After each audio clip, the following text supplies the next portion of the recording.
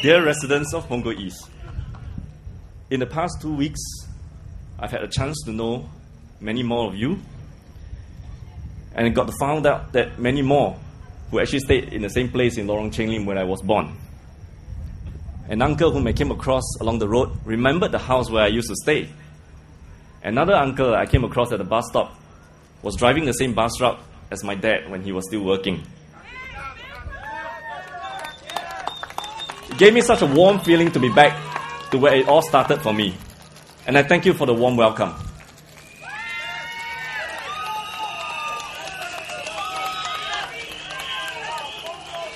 In the past 2 weeks, many of you have opened up to me on the issues and the challenges that you face in your daily life. We have connected, and you have shared some of your thoughts and your struggles with me. But our conversations are not always about problems. In fact, many of you took time to share with me some of the important milestones that you have had living in Punggol East. And the feeling that with each milestone that you have crossed in your life, you felt that there's improvement in your lives as well. Thank you. Of course, as a country and as a community, we can always do better. There are still challenges and issues that await us. Whenever someone shares a problem with me, my instinct is to just look at it from his perspective and try to think of a solution to get to the root of the problem, to make the person happy and better again. This is not just because of my profession as a doctor. It is also because of my personal experience. My father was a bus driver, but before he got that job, there were times when the entire family had no stable income. I know what it is like when all we could afford for a meal for a family of 7 was a single kuning fish and some porridge. My mom would strip the fish bare of all the flesh, mash it up, mix it in the porridge, flavor it with some soy sauce, and that's all we get for a meal. We are proud of you!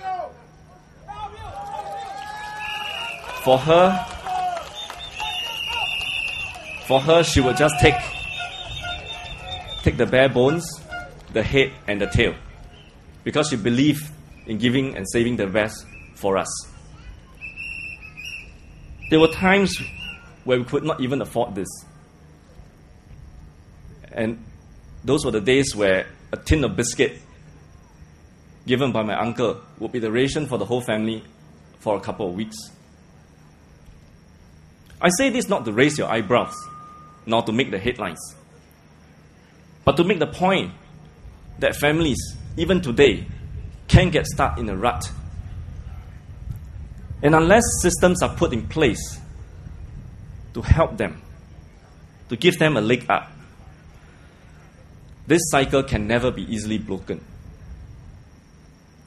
As soon as I could, I started to relieve my parents' burden in housework and help to take care of my siblings, so that my parents can manage their work in peace and try to improve our lives. This is why I've always been deeply interested in solutions, in helping, whether it is about people's personal problems, their financial situations, or their medical issues. When residents share their setbacks and challenges with me, I see it from a deeply personal angle. It is not hard for me to imagine the kind of struggles that they're going through and their feelings, because my family and I have been through it before. Likewise, it comes naturally for me to picture the potential solutions and search for them actively, because I know that a solution can be found. There is no problem that cannot be solved if you put your heart and mind to it. In all of this, hope plays a very important role. Even during our leanest years, my parents always reminded me that honest hard work will get us out of it one day.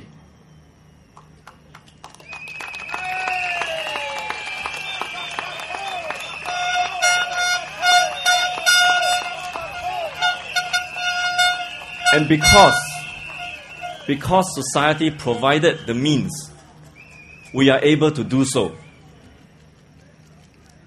Hope, family, and action. 3 words. Hope, family, and action. These 3 words have shaped me and made me the person today. And I humbly offer myself at your service to be at your service as your MP.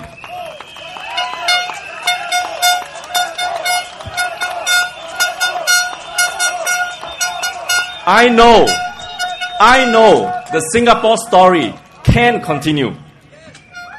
And it can become even better for our children.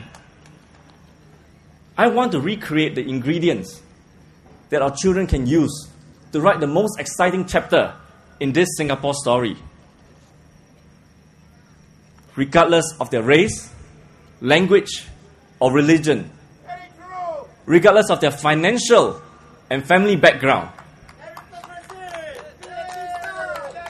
I want to believe that when we put our hard work together and give it our best shot, we will leave behind a legacy for our children that is far better than the one our forefathers left for us. I want to believe that those of us who have pulled through and moved forward will look back and stretch out our hands to reach out for those who are still left behind. This is not the same as giving just handouts.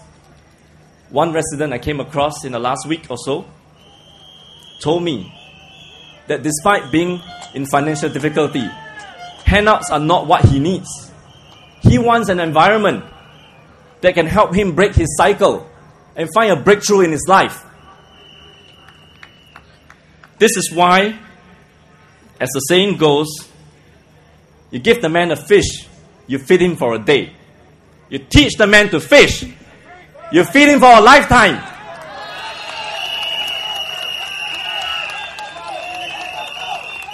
This is why I stand here before you, asking for your vote, for me to serve you as your Member of Parliament. As your voice in Parliament, I will speak on issues that matter to you. I will push for more help for our fellow citizens in need, the poor, the vulnerable, and especially the elderly, who have done so much for our society to make it what it is today. I will bring up practical issues that families face on education, on childcare, on the cost of living. I will do all I can to push for policies that will help more individuals and families to stand on their own 2 feet. I want to see more opportunities for everyone to succeed. The same opportunities that have been given to me. As your man on the ground, I will bring about concrete improvements so that we can all enjoy a better home and a nicer neighborhood. Over the past 2 weeks, I have heard from many of you on what you hope to see in Punggol East. Many of you would like more services and facilities in your neighborhood. We have already raised 50% of the funds needed to build the new community center. This will be sited near the Rivervale Plaza. This project will give us a lot more flexibility to offer you better services and better care for people in the community. Elderly patients, elderly residents have shared with me that mobility and healthcare issues are 2 of their greatest concerns. We have improved barrier-free access and sheltered walkways. And we'll also look actively into other areas such as integrated elder care facilities and comprehensive health screening for this segment of our population. Families with young children like mine have told me that they are concerned and deeply concerned about the availability of childcare facilities in Punggol East, especially if both husband and wives are working.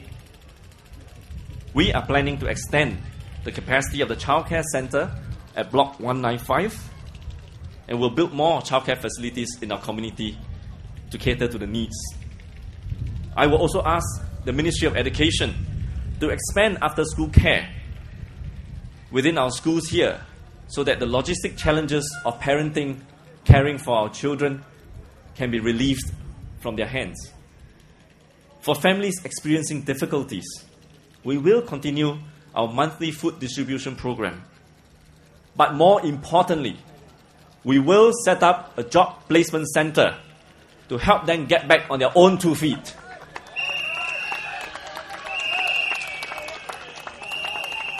I will engage our youth to harness their positive energy. Youth can play an important role in shaping the future of our society. They can contribute ideas. They can contribute their energy to run some of the programs that we have that will benefit the wider community. They can participate in the programs that will reach out to the underprivileged and the elderly in Punggol East. Many of you have also shared with me your hopes for infrastructure and transport improvements in Punggol East. We expect the completion of the renovation works at Rivervale Plaza to be completed by July this year. I will push for an earlier implementation of the dual carriage LRTs to ensure that we have sufficient capacity to meet the needs of our residents. I will work with all of you residents and the transport operators on the possibility of introducing a feeder bus service for the more peripheral areas within our area, so that we can be better connected to the rail network. We have established a coffee shop across the road at Block 182, and we will explore possibilities to make many of such coffee shops available in Punggol East itself. There is a lot of things that we can do, but to do those things, to make them a reality, I will need all of you, residents of Punggol East, to be behind me, to support me, to do this together. With your support, we can make Punggol East a home with a heart. My dear residents,